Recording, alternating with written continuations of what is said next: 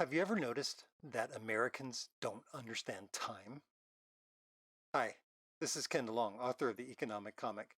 And I want to talk to you today about the role of time and how you think about complicated problems. So I'm going to start by showing you a couple charts.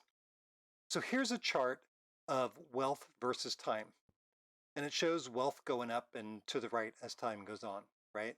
Now, we know this is true. You just think back, how did people live, 200 years ago? They didn't have electricity, they didn't have indoor plumbing, they didn't have central heating, they didn't have toilets, right? They didn't have indoor plumbing. Heck, my own grandparents, when I was a little kid, lived on a farm where we didn't have indoor toilets, right? We lived in Pennsylvania, and when I had to go to the bathroom, I can remember very vividly in the middle of winter walking through a foot and a half of snow out to the outhouse, and when it was like 17 degrees Fahrenheit, and then sitting in this tiny little wooden shack with a little hole to sit on to go to the bathroom, and thinking that, yeah, I didn't like that so much. Or in the summertime when it was 90 degrees and 90% humidity, and there were yellow jackets buzzing all around the thing because it stank so bad, and that's where you had to go to the bathroom. That's not 200 years ago. I'm not that old, right? So definitely things have gotten better. I hope I'm not being too elitist to say that I have a toilet in my home and I don't use an outhouse anymore, right? So as time goes on, people have gotten richer and richer, and that's a good thing. But let's look at this next chart. Okay, this chart shows two different groups of people. Now, the typical American thing to come in is look at a certain point in time, like look at today. So that vertical line represents a point in time. And you say, wait a minute, some people are richer than others. Well, that's not good. We have to fix this terrible problem, right? It's not fair that some people are richer than others. Isn't it terrible?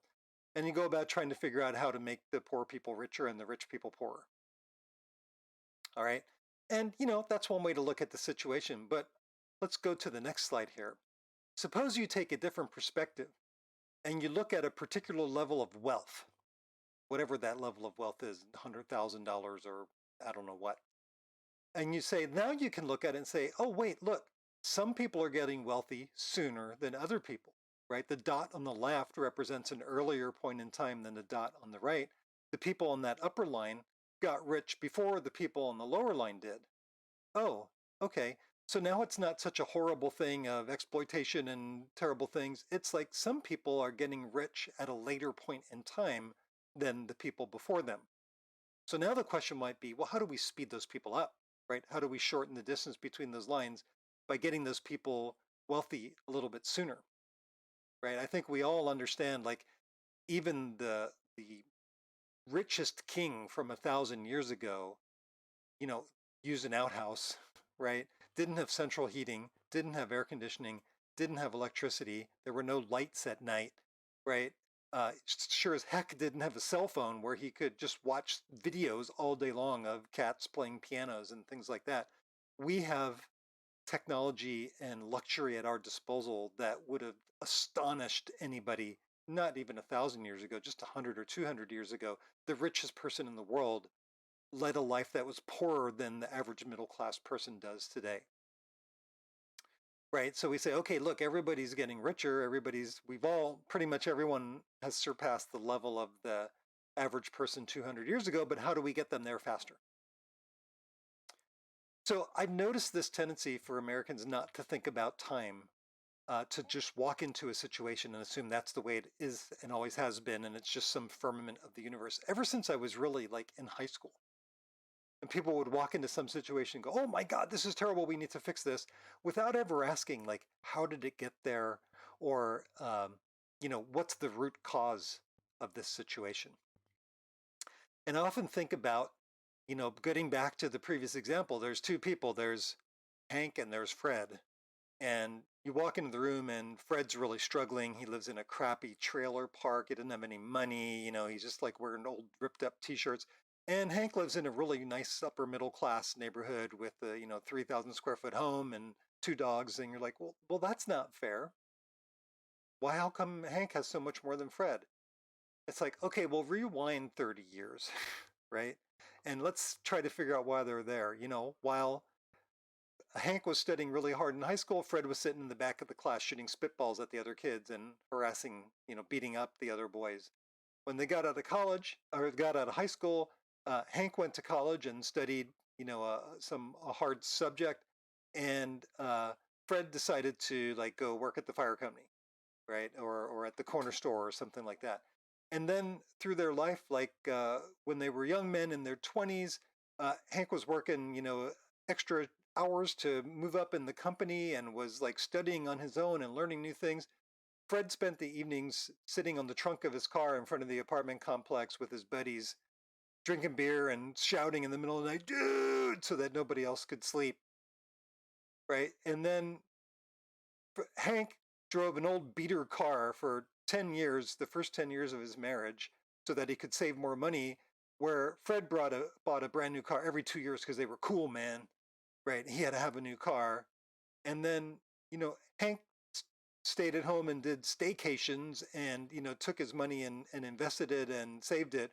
Whereas Fred was in Hawaii every summer or Cabo or whatever, blowing his money on lavish vacations.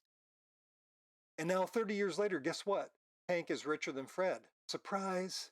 What should we do about this? We shouldn't do a damn thing about it, right? Because this is the result of the choices that they made throughout their whole lives. The gods just didn't rain down uh, gifts of wealth on Hank and not on Fred. He chose to blow it, right? Uh, take all the money he earned and spend it on instant gratification through his whole life. So there's really no injustice here. There's no surprise. There's no wrongs to be righted here. You just have to look at what's the history of these two people. What were the choices they made? Why are they in this situation now? That's not to say there's no injustice or there's nothing that needs to be done, but you need to take a wider look at things than just walk into a room and go, Hank's richer than Fred. This is terrible. Like, well, you gotta have a slightly bigger picture than that, right? A little bit more grown up view of the world than something like that. So this is a short one today, but look around, see if you see more examples of, especially Americans. It seems like Americans who want to fix the world, who just look at a situation and immediately pronounce it as terrible and they need to do something about it. And instead of looking at that vertical slice in time, try to look back through time and see along that horizontal axis, see what happened that led up to that. And maybe you can fix the root cause of the problem so that this stops happening instead of looking at the results constantly at a single point in time and then declaring that, something must be done. So I hope that's a little bit interesting for you guys. Remember to think with your own brain, form your own opinions, and I'll see you again next week. Hey guys, if you want to understand more about economics, but you're just tired of the jargon and the technobabble of professional economists and media pundits, then check out my book, The Economic Comic, which is available on Amazon. There you can learn some of the concepts of economics through comics. Thanks for listening.